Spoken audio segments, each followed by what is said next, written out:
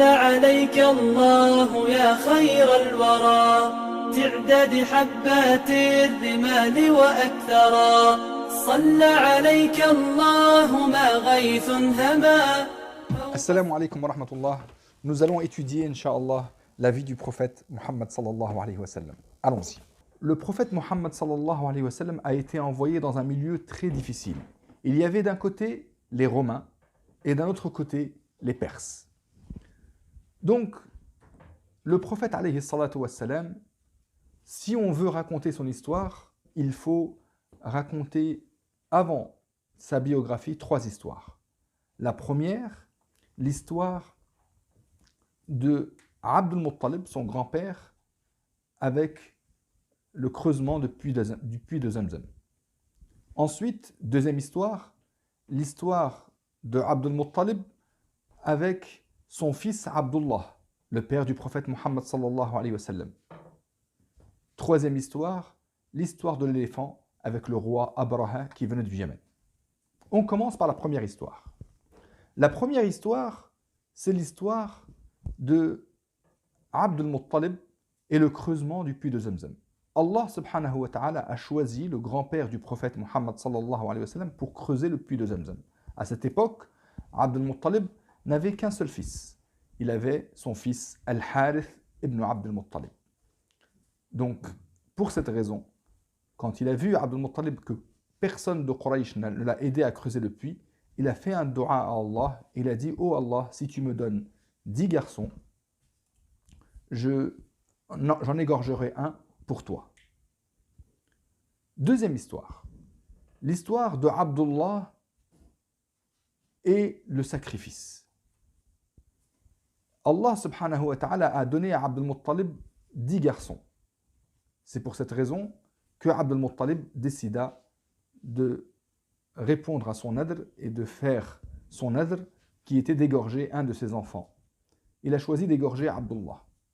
Mais la voyante leur a demandé de faire un tirage au sort pour ne pas égorger Abdullah et de mettre sur un bâton le nom de Abdullah et sur un deuxième bâton 10 chameaux. De mélanger tout ça, et s'il sort le nom de Abdullah, il faut rajouter 10 chameaux pour le sacrifice. Pour sacrifier 10 chameaux à la place de Abdullah. Quand ils ont fait le tirage au sort, ils ont tiré le bâton de Abdullah. Donc ils ont décidé de recommencer en rajoutant 10 chameaux. Ils se sont retrouvés à 20 chameaux. Sacrifier 20 chameaux et Abdullah. Ils ont fait le tirage au sort, remélangé, et ils tirent toujours le nom de Abdullah. Jusqu'à ce qu'ils ont fait 10 fois le tirage au sort. Au bout de la 10e fois, ils se sont retrouvés avec 100 chameaux et ils ont retiré 100 chameaux. Le bâton où c'était écrit 100 chameaux. Et c'est comme ça qu'ils ont sacrifié 10 chameaux pour sauver la vie du père du prophète Muhammad sallallahu alayhi wa sallam, Abdullah. Troisième histoire, l'histoire de Abraha. Abraha était jaloux de voir tous les Arabes aller à Mecca pour faire leur commerce et ils ont délaissé le Yémen. Le Yémen où Abraha lui-même a construit un temple pour que les Arabes n'aillent plus à Al-Kaaba et viennent adorer leur statue au Yémen dans ce temple qu'il a construit. Mais il a remarqué que les Arabes ne venaient pas et au contraire, ils se sont moqués de Abraha. Alors il a rassemblé une grande armée et a pris un grand éléphant à l'avant de cette armée pour détruire le Kaaba. Et Allah a anéanti, comme vous le savez dans l'histoire, dans la sourate de Fil, il a anéanti toute l'armée de Abraha. Pourquoi ces 3 histoires, on les raconte avant de raconter la vie du prophète Muhammad sallallahu alayhi wa sallam?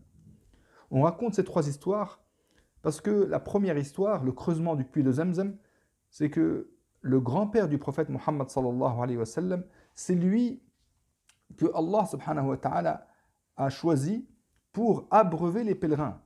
Et c'est comme ça que les Arabes aimaient le grand-père du prophète Muhammad sallallahu alayhi wa sallam. La famille du prophète était très aimée chez tous les Arabes.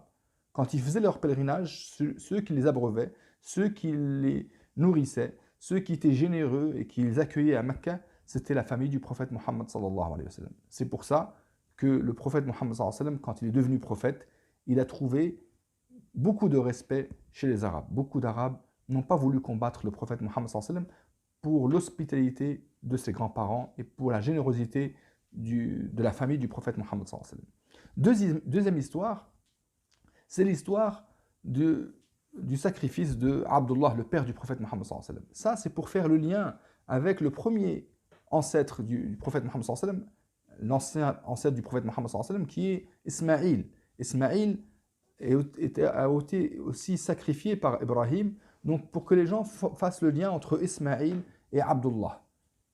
Comme ça, ils savent que le prophète Mohammed sallallahu alayhi wa sallam, c'est vraiment un messager. Son père a failli être sacrifié, comme a failli être sacrifié Ismaïl par Ibrahim alayhi salam. Troisième histoire, l'histoire de Abraha. Allah il a voulu montrer avec cette histoire que la maison d'Allah, Al-Kaaba, est protégée. Donc les Arabes ont gardé cette image et gardé cette histoire dans leur tête, dans leur mémoire, pour savoir que personne ne peut avoir le pouvoir à Mecca si Allah ne le veut pas.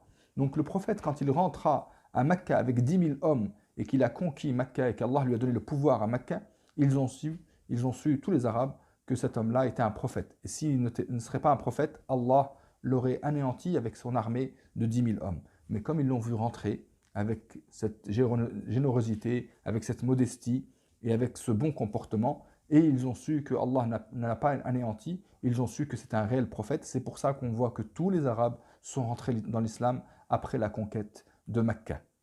Pour aujourd'hui, nous avons fini l'histoire du prophète Mohammed sallallahu alayhi wa sallam. Assalamu alaikum wa rahmatullahi wa barakatuh. À demain.